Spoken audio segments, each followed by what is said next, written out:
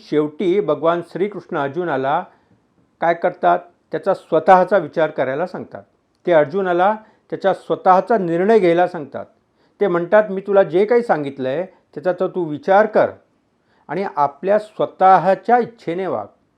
श्रीकृष्ण कुठेही अर्जुनावर आपला निर्णय थोपवत नाही आहे, जबरदस्ती पण करत नाही आहे. एवढे 18 अध्याय सांगून पण शेवटी भगवान श्रीकृष्ण अर्जुनाला हेच सांगतायत की मी माझे विचार तुला सांगितले, पण शेवटी तू तुझ्या इच्छेनेच वाग, तुझा निर्णय तू स्वतः घे, हेच सांगितलं गेलं आहे. कोणत्याही नेत्याची अथवा कंपनीच्या संस्थेच्या संचालकांची योग्यता त्यांच्या जबाबदारी घेण्याच्या गुणांवरून ठरत असते. चांगल्या आणि योग्य गुणांचा नेता नेहमीच त्यांच्याबरोबर काम करणाऱ्या लोकांना हे सांगत असतो की तुम्ही तुमचे निर्णय घ्या, त्या निर्णयाचा परिणाम जर वाईट झाला तर त्याची सर्व जबाबदारी मी घेईन, आणि जर चांगला परिणाम झाला तर त्याचं सर्व श्रेय मी तुम्हाला देईन.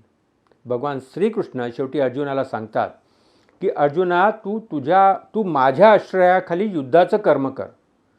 माझे तुला पूर्ण संरक्षण आहे. माझ्याच विचारांनी भक्तीने तू कर्म कर. तुला त्याचं पाप लागणार नाही, कारण मी तुला सर्व पापांपासून मुक्त करीन. याचा अर्थ असा की जर अर्जुनाच्या मनात युद्ध करण्यासंबंधी जर मला त्याचं पाप लागेल हा विचार येत असेल तर भगवान श्रीकृष्ण सांगतात त्या पापाची जबाबदारी माझ्याकडे राहील.